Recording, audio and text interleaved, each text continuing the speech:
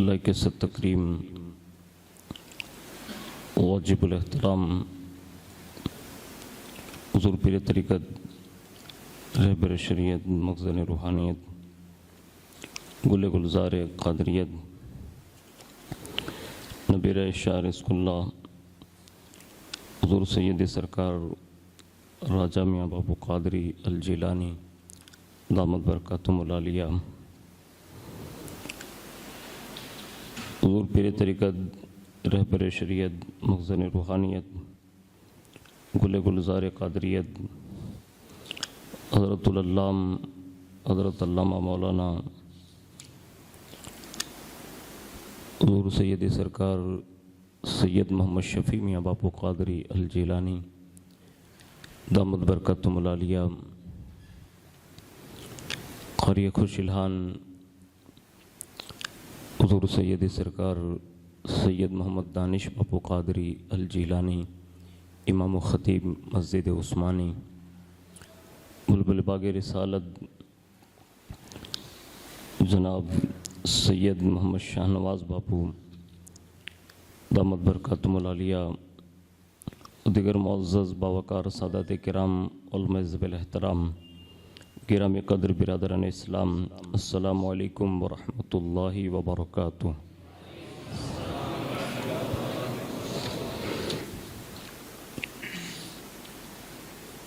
नहमदुहु व नुसल्ली व नुसल्लिमु अला रसूलिहिल करीम अम्मा बअद फ़अऊज़ु बिल्लाहि मिनश शैतानिर रजीम बिस्मिल्लाहिर रहमानिर रहीम इन्नल्लज़ीना आमनु व अमिलुस सालिहात सयजअलु लहुमुर रहमानु वद्दा सदक़ल्लाहु मौलानाल अज़ीम वबल्लगना रसूलुहुन नबियुल अमीनुल मुख्तारुल करीम व नहनु अला ज़ालिका लमिनश शाहिदीन व शाकिरीन वल्हम्दुलिल्लाहि रब्बिल आलमीन।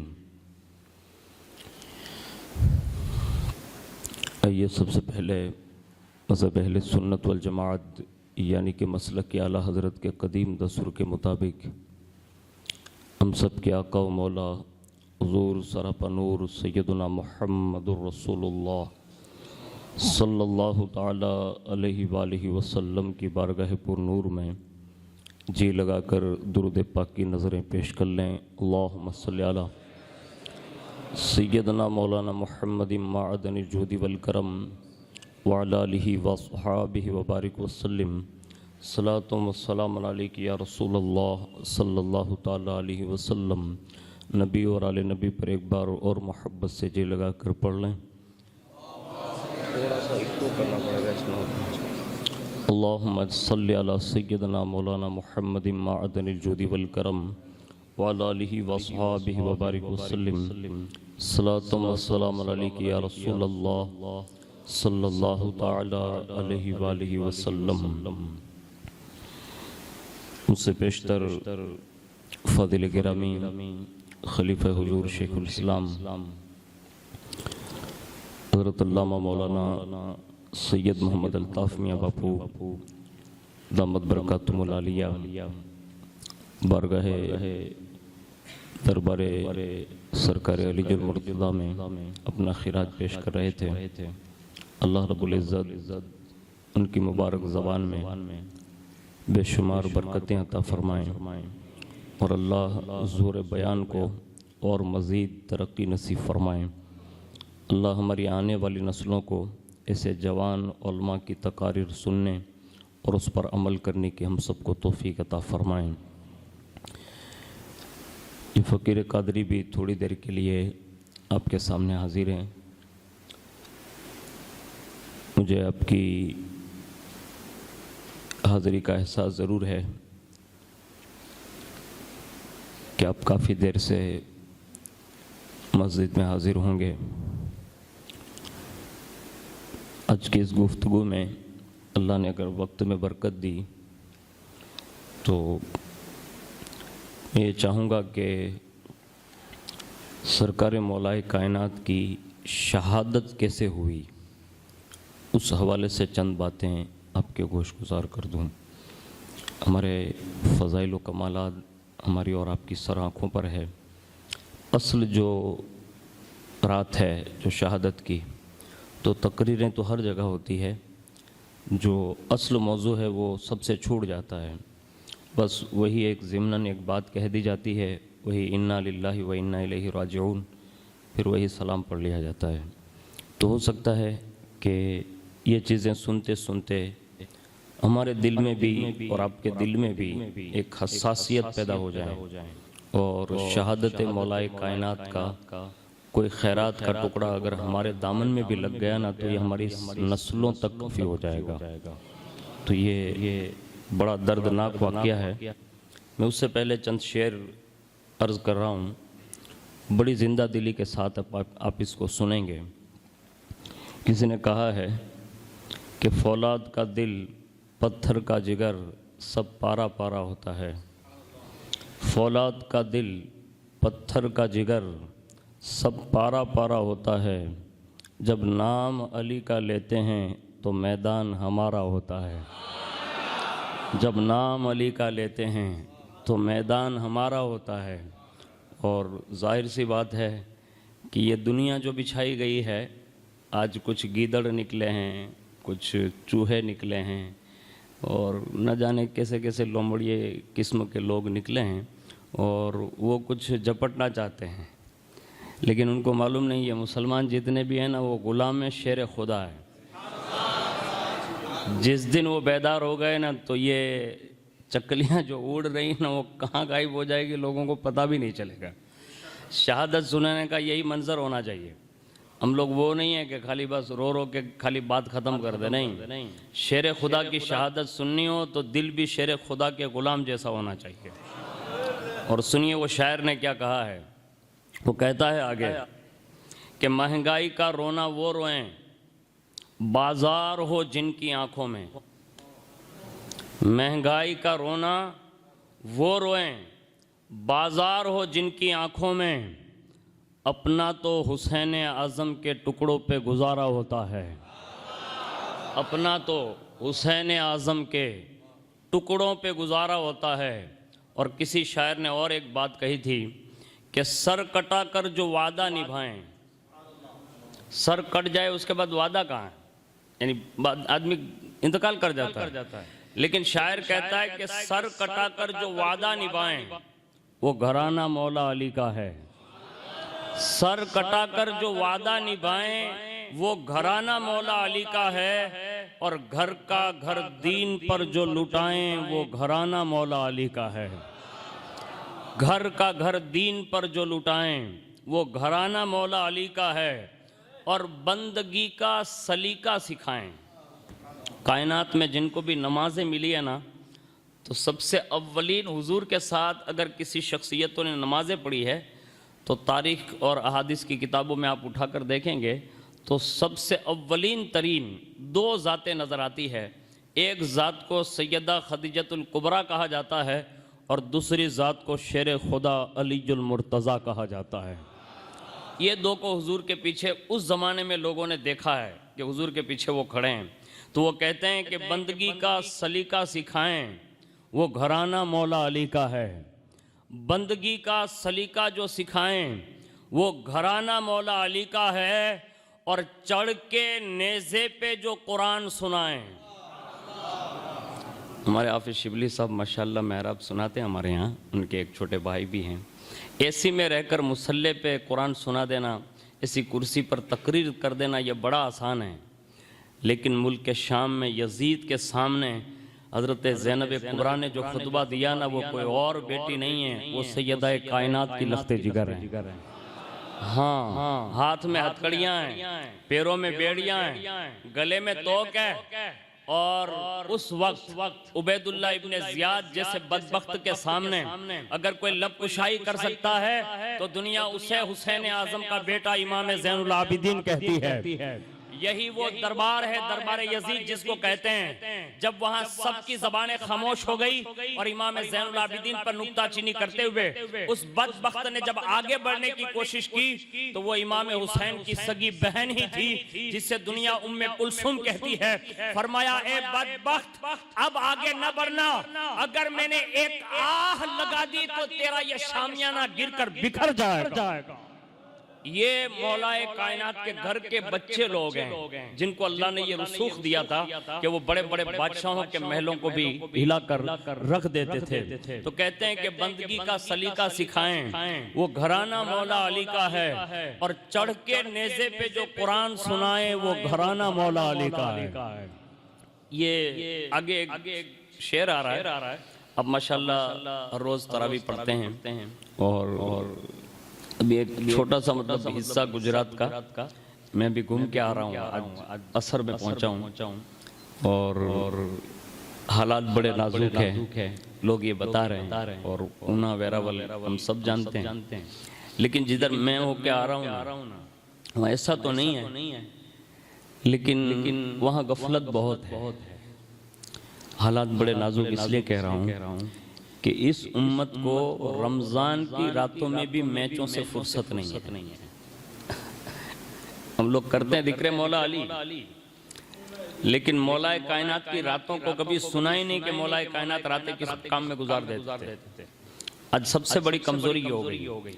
लेकिन जिसको अल्लाह तौफीक देता है वो बच जाता है, और फिर जिसके लिए लगाम छोड़ देता है तो ऐसे महीनों में भी उसका बचना मुश्किल होता है। लेकिन खानवादे मौलाए कायनात की शान क्या रही उसको थोड़ा सुनिए और दिल को थोड़ा करीब करके सुनिए। वो शायर ने जो बात कही है, वो कहता है, सर सभी झुकाते हैं।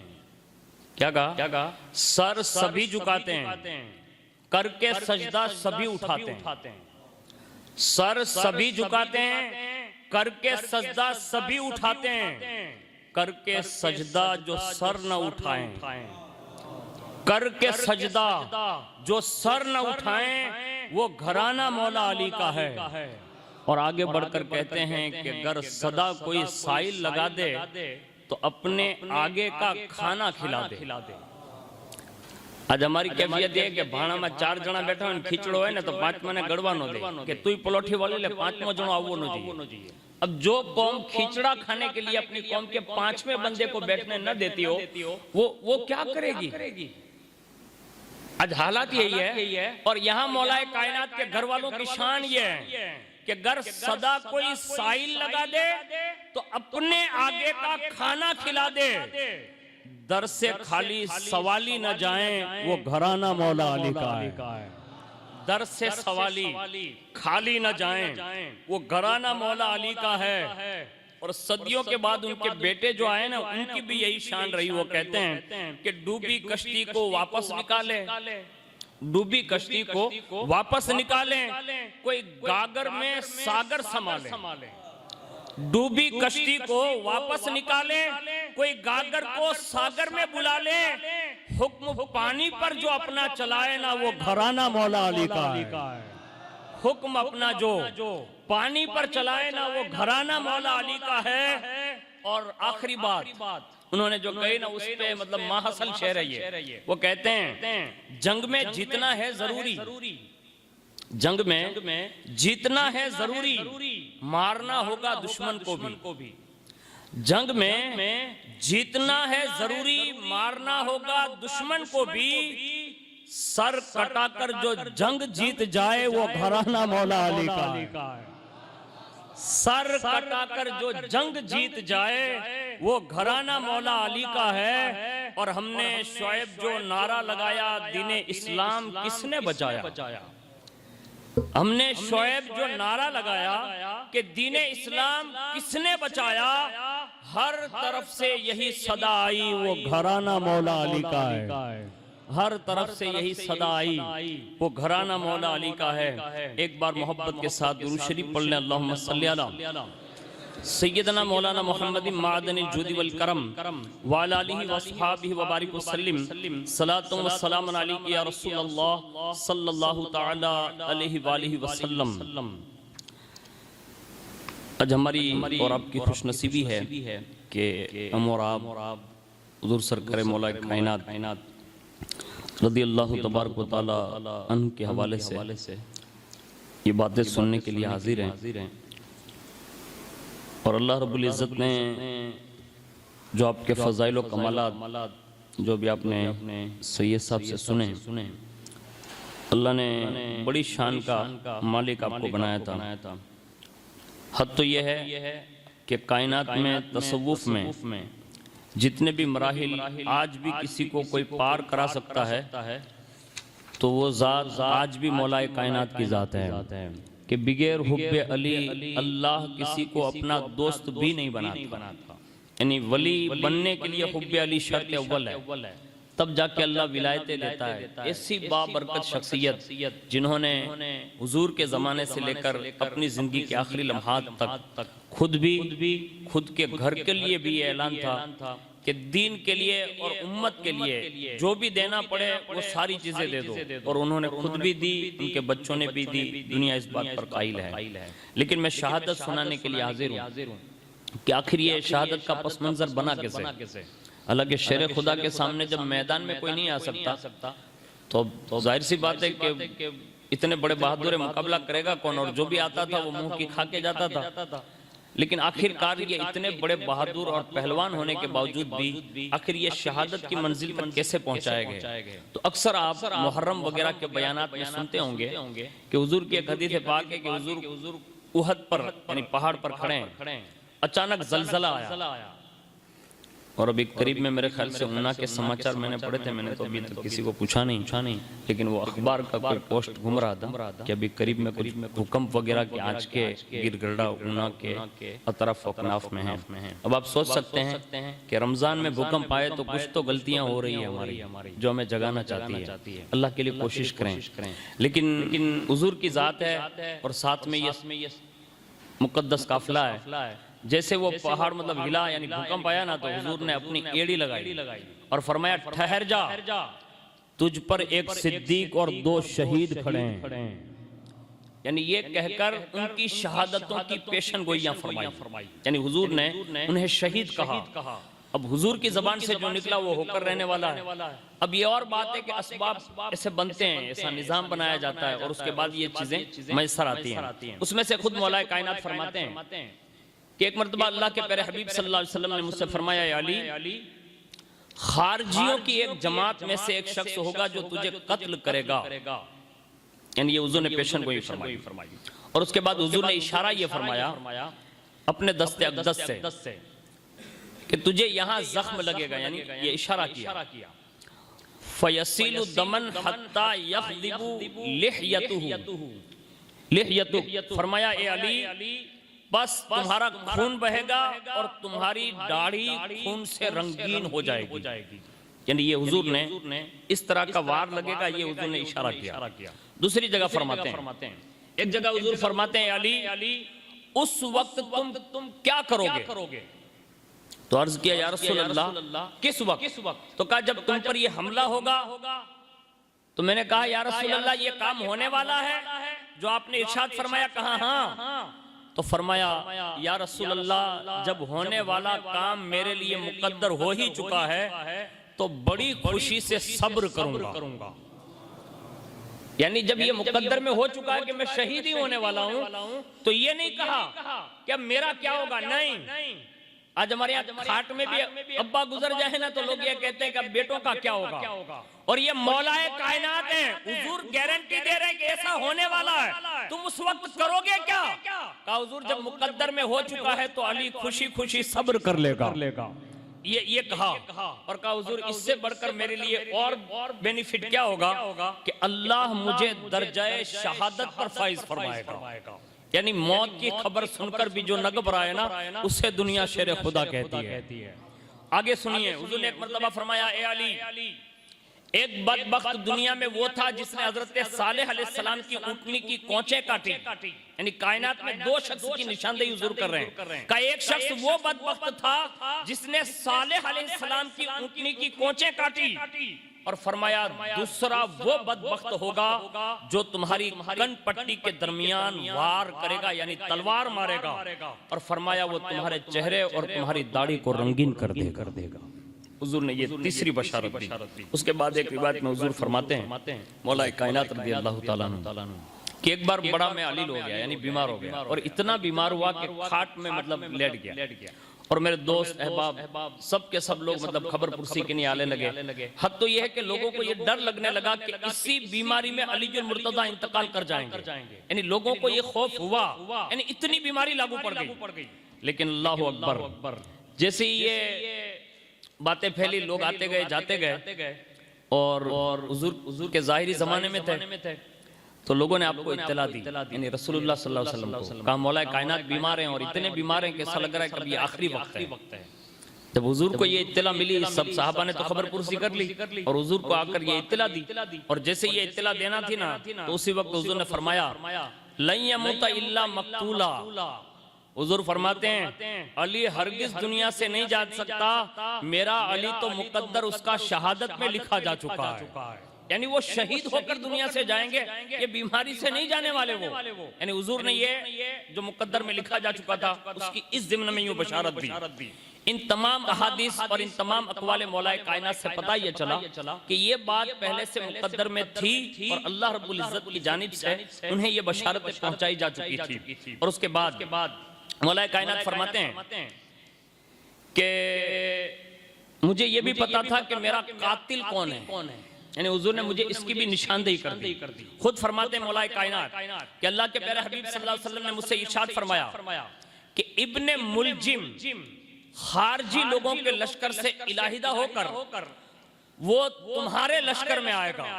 मौलाए कायनात से कहा वो अलग लोगों से निकलकर वो तुम्हारे उसमें आएगा, और जंग में मजबूरन शरीक होगा, यानी जो कातिल होगा ना उसकी निशानदेही कर रहे हैं। फरमाया उससे निकलने के लिए कोई राह नहीं मिलेगी, और जब वो जंग होगी तो ए अली उसमें अल्लाह तुम्हें फतेह याबी नसीब करेगा, यानी तुम उस जंग में फतेह याब हो जाओगे। और फरमाया अली वही इब्ने मुलजिम जो तुम्हारा लश्करी बनकर तुम्हारे साथ दुश्मनों से लड़ा होगा, वही तुम्हारे सामने आकर ये कहेगा जब तुम्हें फतेह मिल जाएगी कि क्या मैं इस फतेह की बशारत लेकर कूफा चला जाऊं, यानी जो जंग फतेह हो गई है उसकी बशारत देने के लिए मैं कूफा जाऊं। और वो कूफा जाएगा, खुशखबरी भी सुनाएगा, लेकिन अली वहां जाकर वो एक ऐसे मामले में फंसेगा जिसके जरिए वो तुम्हें कत्ल करने पर आमादा हो जाएगा। यानी हुजूर ने वहां ये बात रख ली, यानी एक जरिया कहा, और फरमाया कि एक मामले को लेकर वो तुम्हारे कत्ल पर आमादा होगा। और फरमाया अली सुन लो, उसी इब्ने मुलजिम की तलवार के जरिए ही तुम्हारी दाढ़ी और तुम्हारा चेहरा खून से रंगीन कर दिया जाएगा। हुजूर ने नाम तक बताया। अब ये जंगे हुई कब, तो ये शेख अब्दुल तवाब साहब ने इसको मतलब मुख्तसर करके बात की है, मैं उस बात को दोहरा देता हूँ। उन्होंने लिखा है कि जंगे जमल और जंगे सिफ़ीन के बाद जब हजरत अमीरुल मोमिनीन अलीजुल मुर्तज़ा करमल्लाहु ताला वजहुल करीम और हजरत अमीर माविया रज़ी अल्लाह ताला अन्हु के माबैन सुलह हो गई, यानी वो जंगे जो हुई उसके बाद जो सुलह हो गई, उसके बाद फरमाते हैं कि आप तख्ते खिलाफत पर जलवाबार हो गए। कौन? मौलाए कायनात। उस वक्त कुछ खारजियों ने जो है जोर पकड़ा और एक फितना मतलब बपा किया, और वो लोग आपस में मतलब मशवरा करके वो फितना इतना बपा किया कि वो सहाबा के भी दुश्मन और अहले बैत रसूल के भी दुश्मन, उन्होंने एक फितना खड़ा कर दिया। अब ये वही खारजी लोग हैं, जब आपने हजरत अमीर माविया रज़ी अल्लाह ताला अन्हु से सुलह कर ली तो ये लोग आपके मुखालिफ हो गए, यानी मौलाए कायनात के मुखालिफ हो गए कि तुमने इनसे सुलह क्यों कर ली। और उस पर उन लोगों ने क्या मुतालबा किया मौलाए कायनात से मालूम है? जो मतलब आपके मुखालिफ जो खड़े हुए थे, उन्होंने कहा कि आपने जब सुलह कर ली है तब आप पर यह फर्ज बनता है कि आप तौबा करें। किससे कहा जा रहा है? मौलाए कायनात से। कहा आप तौबा कीजिए। और वो इस मुतालबे पर कहने लगे, कहा आपने अमीर माविया से जंग करनी थी, वहां आपने सुलह कर ली। आपने जवाब में इरशाद फरमाया जब हमारे दरमियान सुलह हो गई है तो मैं अहद शिकनी नहीं कर सकता, वादा खिलाफी नहीं कर सकता, इसलिए कि मैंने रसूलुल्लाह से सुना है मोमिन जो होता है ना वो वफादार होता है, अहद शिकनी कभी नहीं करता। तो मैं ये बात कभी नहीं करूंगा कि उनसे जंग लड़ूं। ये दोनों जंगों के बाद ये मसला पेश आया और ये इन लोगों ने ये फितना खड़ा किया। उन खारजियों के मुतालिक हुजूर सल्लल्लाहु अलैहि वसल्लम ने मौलाए कायनात को पहले से खबर दे रखी थी कि ये लोग खड़े होंगे। और उसकी एक रिवायत शवाहिदुन नबुव्वा किताब का नाम है, इसको याद रख लें, कभी काम आएगी। फरमाते हैं उसमें कि हुजूर ने मौलाए कायनात से फरमाए थे, अली अन करीब तुम जमाते मारिदीन से जंग करोगे। और फरमाया उस लश्कर का जो सरदार होगा जिसके सर और कांधे के दरमियान, यानी ये सर हुआ और ये कांधा, अब इसके दरमियान यहाँ जगह, तो फरमाया इसके कांधे और सर के दरमियान जो गोश्त का लोथड़ा होगा वो औरतों के पिस्तान की तरह होगा। यानी हुजूर ने ये निशानी बताई, कहा वो उसका जो सरदार होगा उसका ये गोश्त का लुथड़ा होगा जो औरतों की पिस्तान की तरह होगा, उस पर बाल होगा। और उसके बारे में हुजूर ने फरमाया उस शख्स को ज़ुस्सदिया कहा जाएगा, यानी ये अरबी वर्ड है। आपने ये निशानदेही फरमाया, उसका नाम बताया। और दलाइल इब्ने वहबी में ये बात लिखी है कि हज़रत सैयदना अबू सईद खुदरी फरमाते हैं कि हुजूर सल्लल्लाहु अलैहि वसल्लम की खिदमत में मैं हाजिर था, हुजूर कुछ सामान तकसीम फरमा रहे थे। वो साहबी रसूल कहते हैं कि हुजूर सबको बांट रहे थे। इतने में एक बंदा आया जो बनी तमीम का एक शख्स था जिसका नाम जुल्खुवैसरा था। हुजूर सल्लल्लाहु अलैहि वसल्लम के आगे आया और उसने आते ही ये कहा, इअदिल या रसूल अल्लाह, यानी या रसूल अल्लाह अदल फरमाइए। तो हुजूर ने फरमाया वैहका मन यअदिल बादी, यानी तुझ पर अफसोस है कि मेरे बाद इंसाफ कौन करेगा, यानी मैं इंसाफ नहीं करूंगा तो फिर कौन करेगा, मैं अदल ना बांटूंगा तो फिर और कौन अदल बांटेगा। यानी दुनिया में अगर मुझसे अदल सादिर नहीं होगा तो फिर दुनिया से अदल खत्म हो जाएगा। हुजूर ने उसके सामने ये इरशाद फरमाया, जब उसने ये कहा ना कि अदल करो हुजूर की बारगाह में, तो इतने में करीब में फारूक आजम खड़े थे। और फारूक आजम का जो भी आप वाक्या पढ़ोगे ना तो वो ऐसा मिलेगा। कैसा? ऐसा खंजर खूंखार बर्क बार आदा से कह दो खैर मनाएं। आज हमारे यहाँ ये हाल है। मैं एक जगह तकरीर में अभी गया था, वहीं से तो जैसे मैंने एक जुमला बोला ना तो मुझे बंद करा दिया, बोले इसको आप बंद रखिए। मैंने बोला अगर कौमें इतनी ही डर जाएगी तो ये घर में घुस के मारेंगे। हाँ, आज का दौर यही है। लेकिन हम और आप जो है ना मौलाए कायनात को मानते हैं, हम लोग बुज़दिल लोग नहीं हैं। अपना सीना हमेशा शेर दिल रखना चाहिए। फारूक आजम वहीं खड़े हैं और जैसे खड़े थे आगे बढ़े और अर्ज किया, या रसूल अल्लाह इजाजत दीजिए इस बदबख्त का अपनी तलवार से सर उड़ाकर रख दूं। ये कहा तो हुजूर ने फरमाया, उमर छोड़, इसी के साथ एक जमात पैदा होगी। हुजूर ने ये फरमाया, इन्हीं के साथ एक जमात पैदा होगी। तुम अपनी नमाजों को इनकी नमाजों के सामने हकीर जानोगे, इनके रोजों के सामने तुम अपने रोजों को, इनके कुरान पढ़ने को तुम अपने कुरान पढ़ने को इनके कुरान पढ़ने के सामने हकीर समझोगे। और फरमाया लेकिन वो सब कुछ करते होंगे लेकिन वो दिन से ऐसे निकल जाएंगे जैसे तीर कमान से लौट कर निकल जाता है फिर वापस नहीं आता। यानी ये इस तरह के लोगों की हुजूर ने निशानदेही फरमाई और फरमाया, ए उमर, इनका पेशरू एक सियाह मर्द होगा, यानी काला मर्द होगा। और फरमाया उसके बाजुओं पर औरतों की पिस्तान की तरह एक गोश्त का लोथड़ा होगा और वो उस जमात का सरदार होगा। हजरत अबू सईद खुदरी फरमाते हैं कि मैं गवाही देता हूं कि अल्लाह के प्यारे हबीब ने जो पेशन गोई फरमाई थी वो हर्फ ब हर्फ जंगे नहरवान में मौलाए कायनात रदी अल्लाह ताला अन्हु के साथ में जब मैं था, मैंने जब वो खारजियों के सरदार यानी जो लश्कर में मारा गया था, मैंने जब उस शख्स को देखा ना तो वो वैसा ही निकला जैसा रसूलुल्लाह ने फरमाया था। यानी ये हुजूर ने पेशन गोई फरमाई थी इस शख्स के हवाले से। आगे इरशाद फरमाया, खारजियों ने जो है एक सोरिश रची कि मौलाए कायनात रदी अल्लाह ताला अन्हु ने उनकी सरकोबी के लिए हजरत अब्दुल्ला इब्न अब्बास को तैयार किया और फरमाया कि तुम जाओ और इनके फितने को रोक दो, यानी इनको ख़त्म कर दो। अब खारजियों के सामने गए और बाकायदा उन पर लश्कर कशी की और उन पर गालिब आए। कुछ खारजी मारे गए, कुछ ने तौबा कर ली और कुछ खारजी मकाम नहरवान की तरफ मतलब भाग निकले, यानी पनाह ले ली। कोई जंगल बयाबान या कोई वादी होगी जिसको जहां जंगे नहरवान हुई तो वहीं जाकर वो पनाह गुज़ी हो गए। कुछ लोग तौबा करके वापस मिल गए। ये चंद लोग जो है भाग कर गए थे ना, उन्होंने फिर अंदर अंदर मीटिंगें की और लोगों को फिर जोड़ना शुरू किया। और ये फितना जो उपा करना था ना, उसके लिए लश्कर बनाना था के लिए एक लश्कर जर्रार जो बजाते खुद नहरवान के मकाम पर आप तशरीफ ले गए। जंग करने से पहले आपने तमाम के सामने इत्माम हुज्जत फरमाई और खारजियों के गिरोह के सामने तकरीर की, उन्हें अज़ाब इलाही से डराया, जिसके नतीजे में कमो बेश मौलाए कायनात की उस तकरीर का असर यह हुआ कि 8000 खारजियों ने तौबा करके दामन अलीजुल मुर्तदा में पनाह ले ली। यानी उनकी जमात में से 8000 वापस आ गए फिर मौलाए कायनात की उस तकरीर पर। और उसके बाद मौलाए कायनात रज़ी अल्लाह तआला अन्हु ने लिखा है कि हजरत इब्ने कवाका जो खारजियों के लश्कर का सरदार था, अल्लाह ताला ने उन्हें भी तौफीक अता फरमाई, वो भी तौबा करके आ गया। 10 आदमियों को अपने साथ लेकर मौलाए कायनात के लश्कर में वो भी शामिल हुआ, यानी जो सरदार था। उसके बाद फिर लिखा है कि नहरवान के मकाम पर वहां एक गुमसान की फिर लड़ाई शुरू की और उस लड़ाई में थोड़ी ही देर में अल्लाह ने मोमिनों को फतेह अता फरमाई और खारजियों को अल्लाह ने जलील और रुसवा कर दिया, यानी वो हार गए। अल्लाह के प्यारे हबीब सल्लल्लाहु अलैहि वसल्लम की पेशन गोई के मुताबिक खारजियों के कमो बेश 4000 के लश्कर में से 3990 आदमी मारे गए, यानी मौलाए कायनात के साथ में जो जंग लड़े थे उन सबको मार दिया गया। इतने सारे मारे गए, सिर्फ 10 लोग ऐसे निकले जो जान बचा कर निकले थे, बाकी किसी को बचने की मतलब नौबत नहीं आई और सब मार दिए गए। मौलाए कायनात के लश्कर के सिर्फ और सिर्फ 9 आदमी जंग नहरवान में शहीद हुए। अब आप मुकाबला तो देखिए, कहां 4000 में से 3990 मारे गए और मौलाए कायनात के लश्कर में से सिर्फ 9 आदमी शहीद हुए।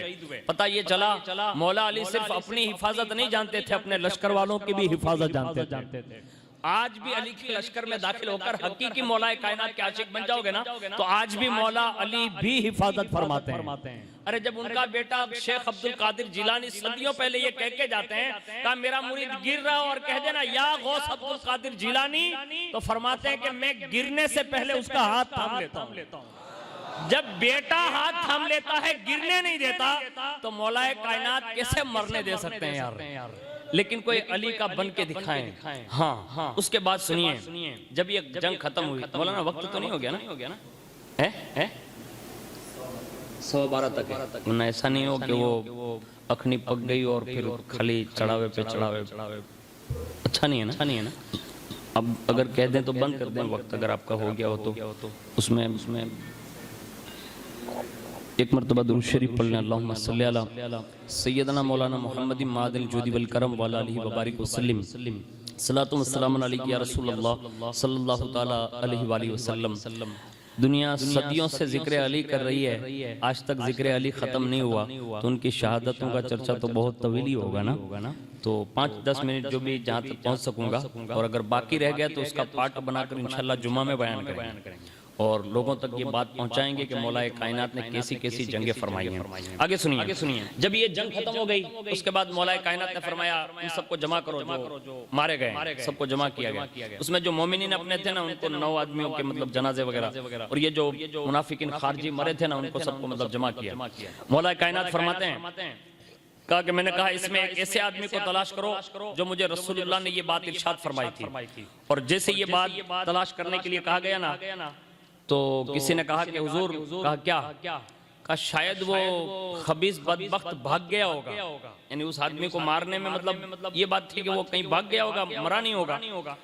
तो मौलाए कायनात का जुमला सुनिए, इरशाद फरमाते हैं, जंग खत्म हो गई है, अब तलाश क्या करना है जो रसूलुल्लाह ने फरमाया था। यानी हुजूर के फरमान पर तलाश इतनी करते थे कि मार देने के बाद भी पेशन कोई सच्ची निकले ना हुजूर की, ताकि दुनिया ये न कहे कि मुस्तफा पीठ के पीछे का इल्म नहीं रखते हैं। अली साबित करना चाहते हैं, कहा ये कभी नहीं भाग सकता, और खुदा की कसम खाई और कहा वो भाग ही नहीं सकता। मुझे मुस्तफा ने बताया है कि वो उस जंग में मरेगा ही, वो मारा ही जाएगा, वो मर ही गया होगा, और उसको तलाश करो। और जब लश्करी थक कर कहते थे कि हुजूर बहुत ढूंढा लेकिन मिला नहीं, आप फरमाते दोबारा तलाश करो। फिर आते कहा हुजूर नहीं मिला, कहा 6 बार तलाश करो।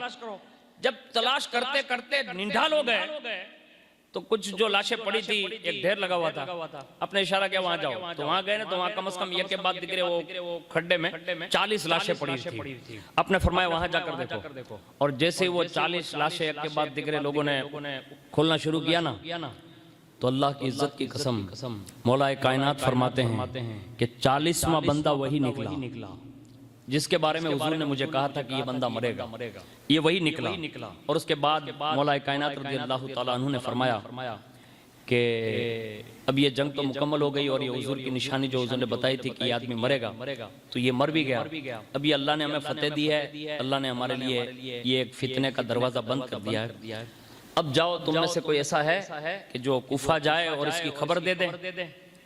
अब जैसे ये कहा ना, तो अब दूसरी निशानदेही जो मैंने आगे हदीस बयान की ना कि अली वही बंदा फतेह याबी की खुशखबरी के लिए इजाजत मांगेगा। तो उसी लश्कर में ये इब्ने मुलजिम था भी, वो खड़ा हुआ और उसने कहा अमीरुल मोमिनीन, क्या मैं कूफा जा सकता हूं ये खबर पहुंचाने के लिए? उसने खड़े होकर ये कहा। अब जैसे ये कहा ना, तो मौला कायनात ने क्या फरमाया, हाँ जाना भी तो तुझे ही तो है। ये नहीं कहा कि तू चला जाए, हाँ जाना भी तो तुझे ही तो है, क्योंकि तुझे उससे एक अपना काम भी तो करना है। ये इशारा दिया। सामने बिल्कुल खड़ा है कातिल, लेकिन अली का जिगर भी तो देखिए।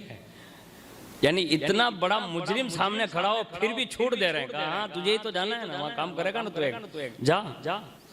इब्ने मुलजिम जो था ना, वो मिस्र का रहने वाला था। जब मिस्र के लोग हजरत सैयदना उस्मान गनी को कत्ल करने के लिए आए थे ना, तो ये शख्स भी उन लोगों के साथ मदीना आया था। ये इब्ने मुलजिम ये वही है। और फिर मदीना तैयबा से वो कूफा गया और तौबा करके शेर खुदा के लश्कर में मिल गया था, जो आज ये इजाज़त मांग रहा था। जंग नहरवान के फतेह के बाद मौला कायनात ने सबको नज़रें पेश की, तोहफे पेश किए। उसमें यह बंदा भी आया। कौन? इब्ने मुलजिम। उसने कहा कि हुजूर सबके तोहफे आप भी ले रहे हैं, सबको दे भी रहे हैं, तो मेरी तरफ से कोई तोहफा अगर आप कबूल फरमा लें। तो आपने फरमाया तू क्या तोहफा देगा? तो उसने अपनी तलवार निकाली। किसने? इब्ने मुलजिम ने। उसने कहा हुजूर ये मेरी तलवार है, मैं जो सदियों से साथ में लिया फिरता हूँ, आप अगर इजाज़त दे तो मैं ये तलवार आपके सामने पेश करूँ और आप उसको कबूल फरमा लें। जैसे उस तलवार को देखा ना मौला कायनात ने, तो फरमाया इब्ने मुलजिम इसको अपने पास रख ले, मैं तेरा ये हदिया कबूल नहीं करता। कहा क्यों? तो फरमाया मौला कायनात ने कहा इब्ने मुलजिम यही वो तलवार है, ये इशारा दिया दूसरा, कहा यही वो तलवार है जिससे तू वो काम लेगा। ये दोबारा फरमाया। कहा ये वही तलवार है जिसके जरिए तू वो काम लेगा और जिस मुराद को तू चाहता है ना वहां तक रसाई हासिल करेगा। यानी ये वही तलवार होगी। अब जैसे उसने सुना ना, तो उसने सुनकर कहा कि हुजूर अब मुझ पर बार बार ये अर्ज इरशाद फरमाते हैं, तो ये कैसे हो सकता है कि मैं आपका लश्करी हूं और आप ये कह रहे हैं कि ये तलवार मैं आप पर चलाऊंगा? हो उस वक्त जो राजों के राज जिसको बोलते हैं ना मौला कायनात को, वो असरार इलाही है। आपने फरमाया खुदाई उम्र में किसी को मजाले दम जदन नहीं, ये इरशाद फरमाया। ये आपने जुमला इरशाद फरमाया। और फरमाया जो होने वाली बात है वो होगी, उसमें न पहले फर्क आएगा न आज फर्क आएगा। यानी उसने जब एतराज किया ना कि आप मुझे कातिल ठहरा रहे हैं, तो ये होने वाला ही है। मौला कायनात ने कहा। इब्ने मुलजिम ने ये सुनकर कहा हुजूर मैं आपके सामने मौजूद हूँ, मेरे दोनों हाथ कटवा दीजिए ताकि ये जुर्म मुझसे वाकई नहीं हो। यानी उसने ये पेशकश की, कहा ये हाथ काट दीजिए, ये काम ही नहीं हुआ। आपने फरमाया बगैर जुर्म के किसी को सजा नहीं दी जाती। यानी अब भी छोड़ रहे हैं, कहा बगैर जुर्म के किसी को सजा नहीं दी जाती हमारे यहाँ, तुझे सजा नहीं दे सकता। फिर इब्ने मुलजिम को कूफा मतलब जाने के लिए इजाजत दे दी। वो कूफा आया और कूफा अगर उसने क्या किया सुनिए। जैसे वो कूफा के गली कुचों में मतलब खुशखबरी सुनाता जा रहा था कि जंग फतेह हो गई, कामयाबी मिल गई, जा रहा था। इतने में एक आवाज एक मकान के अंदर से मतलब गूंज रही थी, और जैसे वो आवाज गूंजी इतने में उसके कान तक पहुंची तो वहीं खड़ा रह गया। और उसने गौर लगा के सुना ना, तो अंदर से औरतों की आवाज आ रही थी। किसकी आवाज आ रही थी? औरतों की। और जैसे वो सुनता रहा औरतों की आवाज, तो उसमें साथ में औरतें दफ भी बजाती थी और उसमें कुछ ऐसे अशआर पढ़ती थी जो उस जमाने में अरबी तर्ज पर, पहले लोग ऐसे अशआर के बड़े कायल रहे, तो इसे कुछ अशआर पढ़ती थी। उसने और कान लगाया दरवाजे पर, तो उसको आवाज जो आ रही थी ना वो भाग गई उसको। किसको? ये इब्ने मुलजिम को। तो दिल में पहले ये ख्याल किया उसने, कहा चलो इसको रोकते हैं, मना करते हैं और अच्छे काम की तरफ उनको रागिब करते हैं। ये सोचकर उसने उन घर वालों को आवाज दी। चूंकि उस घर में उस वक्त जो काम हो रहा था ना, वो शादी प्रसंग का काम हो रहा था। खुशखबरी देने के लिए आ रहा है मौलाए कायनात का लश्करी बनकर। शादी के एक मंडप से गुजर हुआ ना, तो ये फितने में फंस गया। ये वाकया जो मैंने अभी बयान किया ना, ऐसा ही हुआ। आज हमारी कौम को भी इस वाकये से सबक हासिल करना चाहिए कि हमारी कौमें भी अगर इस दौर में भी इस मामला में सुधरी नहीं ना, तो अल्लाह ना करे कहीं फिर कौमों में कोई इब्ने मुलजिम जैसे लोग पैदा ना हो जाए। हाँ, हो सकते भाई, यानी ये सब यही तो कारस्तानी है। मौलाए कायनात ने भेजा था खुशखबरी लेकर, कान लगाया, उसने दिल में ये सोचा मना करने के लिए, लेकिन दिल में जो आवाज लगी ना, बस उसी में वो फितना पैदा हुआ। अंदर गया और जैसे अंदर देखा ना, तो औरतें सब खड़ी थी। कहा तुम में से गा कौन रही थी? ये नहीं पूछा कि आप कर क्या रही सब, तुम में से गा कौन रही थी? इतने में एक खारजिया यानी पक्की खारजी औरत जिसका नाम कतामा लिखा है, वो आगे बढ़ी और उसने कहा कि मैं गा रही थी। और जैसे उसने कहा ना कि मैं गा रही थी, इब्ने मुलजिम की निगाहें उस पर पड़ी, बस वहीं की पड़ी रह गई।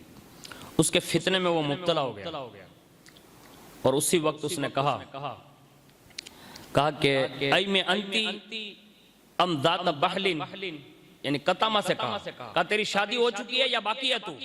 यानी गैर शादीशुदा है कि शादीशुदा है? कतामा ने जवाब दिया गैर शादीशुदा हूं। इब्ने मुलजिम ने पूछा किस कबीले से हो? कहा कतामा से। कहा कबीला बनी तमीमुर रिबाब से मैं हूं और कबीला बनी तमीमुर रिबाब ये खारिज में से हैं। फिर इब्ने मुलजिम ने पूछा तू शादी करेगी? तो कतामा ने जवाब दिया चाहती तो हूं, लेकिन मेरा महर बहुत महंगा है। आज जो पूरी कायनात में औरतों का फितना जिसके बारे में हुजूर ने फरमाया था ना कि 1400 साल पहले इरशाद फरमाया था, कहा मेरी उम्मत में सबसे बड़ा फितना औरतों का फितना होगा, ये दौर है। हाँ, उस वक्त मौलाए कायनात के दौर में उस वक्त ये बंदी से कहा ना, कहा तू शादीशुदा है गैर शादीशुदा? तो उसने कहा शादीशुदा तो नहीं हूँ, शादी करना तो चाहती हूँ, लेकिन महर बहुत बड़ा है। कहा क्या? कहा तीन बात जो मान लेना उसे शादी करने के लिए तैयार हूँ। इब्ने मुलजिम ने कहा तेरा शराइत बता। उसने जवाब देने से पहले कतामा कुछ देर रोने लगी, यानी वो औरत रोई। और ये औरत का मकर है, इसको याद रखिएगा। औरत का कोई भी मामला हो ना तो जल्दी से वो रो देगी। हालांकि हम औरत का एहतराम करते हैं, माँ होती है हमारी, कोई बहन होती है, कोई हमारी बेटी होती है, भांजी होती है, भतीजी होती है, सबके लिए नहीं कह रहे, लेकिन एक मुतलकन औरत के लिए कहा जा रहा है। हालांकि सबके लिए नहीं है, लेकिन औरत का मकर बड़ा मशहूर है, उसको कुरान ने बयान। वो रोई और जब रोई ना तो इब्ने मुलजिम को और ज्यादा दुख हुआ। तो उसने कहा कि तुम रो क्यों रही हो? कहा जंगे नहरवान में लश्करे अली ने मेरे 12 रिश्तेदारों को कत्ल किया है। ये अपना जाती दुश्मनी जो निकालने के लिए आई थी ये कुफा में। उसने कहा मेरे 12 रिश्तेदारों को मारा है, लिहाजा जब से मैंने अपना महर जो रखा है ना 3 बातें। इब्ने मुलजिम ने कहा वो 3 बातें क्या रखी है? कहा मैंने उसी दिन से कसम खा ली है कि शादी उसी से करूंगी जो मुझे 3000 दिरहम देगा। नंबर 1 एक खूबसूरत कनीज देगा और नंबर 3 मेरे साथ शादी से पहले वो माज़अल्लाह अली इब्न अबी तालिब को वो कत्ल करेगा। ये औरतों का फितना है। यानी मौलाए कायनात के कत्ल की वजह ये खारजिया बनी। यही हुआ ना, यानी ये औरत का फितना है। और जैसे ये इब्ने मुलजिम ने ये तीनों बातें सुन ली, उसने कहा कि 2 बातें तो कर सकता हूँ, यानी 3000 दिरहम दे सकता हूँ, खूबसूरत कनीज दे सकता हूँ, लेकिन मौलाए कायनात का कत्ल इतना आसान नहीं है। यानी जो तो ये बात कर रही है कोई नहीं कर सकता। वो है ही इतने बहादुर कि इनके सामने, इनके लश्करियों के सामने कोई नहीं है पर मार सकता, तो उनके कत्ल की बात तो बहुत दूर की बात है। आखिरकार हुआ ये कि उसने कहा कि ये कत्ल का मामला तो बड़ा जबरदस्त है, और आसान भी नहीं है। कतमा ने कहा दिरहम छोड़ सकती हूँ, कनीज छोड़ सकती हूँ, लेकिन कत्ले अली इब्न अबी तालिब नहीं छोड़ सकती। यानी ये बदला मैं लेकर रहूंगी। उसने बदबख्त जो थी ना, उसने ये कहा। और उसके बाद इब्न मुलजिम थोड़ी देर सोचता रहा और फिर कहा खुदा की कसम, अब वहां वो तस्दीक कर रहा है, खुदा की कसम अली जो कहते थे वो सच कहते थे। यानी क्योंकि वहां से आया था ना, वो खबर देने के लिए आया था, अभी मौला कायनात शहर में नहीं आया, वहीं से आ रहे हैं अभी। तो वहीं आकर कहता है, कूफा में आकर कहता है अली कहते थे वो सच कहते थे, खुदा को यही मंजूर है। मैं इस शहर कुफा में फतेह याबी की खुशखबरी देने नहीं आया था, बल्कि अली को कत्ल ही करने आया था। ये बंदे ने ये जुमले कहे। अभी और भी बहुत सारी बातें बाकी है, आपका काफी वक्त हो गया है। दुआ करते हैं कि अल्लाह रब्बुल इज्जत हमें वक्त में बरकत नसीब फरमाएं और इन बुजुर्गों की इन शहादतों की बातें सुनकर अल्लाह हमारे जज्बात को बुलंद फरमाएं। अल्लाह हमें तमाम फितनों से महफूज फरमाएं। अल्लाह हुजूर की, हुजूर के अहले बैत की और तमाम सहाबा किराम की सच्ची पक्की मोहब्बत नसीब फरमाएं। अल्लाह बुग़्ज़े सहाबा, बुग़्ज़े अहले बैत और बुग़्ज़े नबी से हमारी नस्लों को भी महफूज फरमाएं। अल्लाह ईमान और इस्लाम पर इस्तकामत अता फरमाएं। बिलखुसूस मज़हब अहले सुन्नत यानी मसलक आला हज़रत पर गामज़न रहते हुए ज़िंदगी गुजारने की तौफीक अता फरमाएं। और जब तक जिएं तो बकौल इमाम इश्क मोहब्बत कादरी कर, कादरी रख, कादरियों में उठा, क़द्र अब्दुल कादिर कुदरत नुमा के वास्ते, और दो जहां में खादिम आले रसूलुल्लाह कर, हज़रत आले रसूल मुक्तदा के वास्ते। आमीन बिरहमतिका या अरहमर राहिमीन। अस्सलामु अलैकुम।